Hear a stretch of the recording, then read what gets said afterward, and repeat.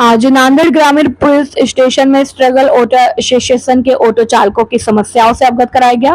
ग्रामीण police station के police निरीक्षक अलाने साहब ने सभी ऑटो चालकों को यातायात नियमों और शर्तों का पालन करने का निर्देश दिया गया।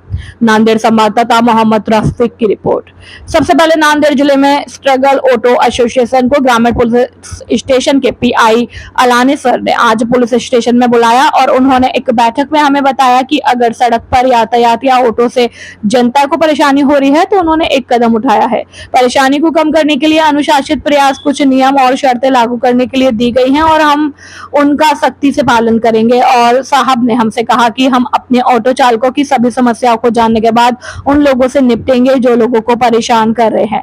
इस अवसर पर स्ट्रगल ऑटो एसोसिएशन के अध्यक्ष सिफा सर बड़ी संख्या में ऑटो चालक मौजूद रहे। हाँ सर, आज ऑटोवाले सगळ्याला आपण बोलूया त्यांना काय माहिती दिली?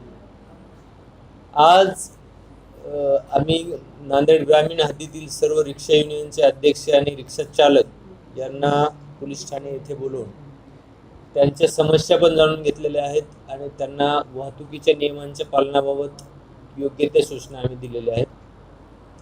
त्याचबरोबर इतरही काही सूचना त्यांना दिलेल्या आहेत की जे प्रवाशांच्या सुरक्षेसंदर्भाने असतील किंवा काही अपघाताच्या संबंधाने असतील, या सर्व सूचना आम्ही त्यांना दिलेल्या आहेत आणि त्याचं काटेकोरपणे पालन करण्याबाबत आम्ही कळवलं।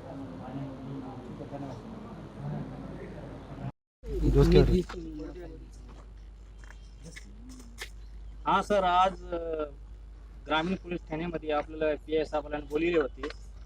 काय संदर्भ दिला, काय बोलले, तुमच्या ऑटो संघटनेबद्दल काय बोलले, काय तुम्हाला माहिती दिली? सर्वात प्रथम मी सांगू इच्छितो, आमची नांदेड जिल्ह्यामध्ये स्ट्रगल ऑटो संघटना आहे। या संघटनेला ग्रामीण पोलीस स्टेशनचे पीआय आयलाने सर यांनी आज पोलीस स्टेशनला बोलवले होते आणि त्यांनी आम्हाला मीटिंग घेऊन सांगितलेलं आहे की जे रोडवर जे ट्रॅफिक होत आहे किंवा ऑटोमुळं पब्लिकला त्रास होत आहे, तर ते त्रास कमी करण्यासाठी त्यांनी एक शिस्तबद्ध ऑटोवाल्यांना लावण्यासाठी काही नियम अटी सांगितलेले आहेत आणि त्यांचे नियम अटी आम्ही काटेकोरपणे पालन करणार आहोत। आणि साहेबांनी आमच्या ऑटोवाल्यांच्या सगळ्या समस्या जाणून घेऊन आम्हाला ऑटोवाल्यांना जे लोक त्रास देत आहेत मार्केटमध्ये, तर त्या लोकांचा सुद्धा बंदोबस्त करतो असं साहेबांना सांगितलेलं आहे। आणि स्वतः साहेबांना सर्व ऑटोवाल्यांना त्यांचा पर्सनल नंबर दिलेला आहे।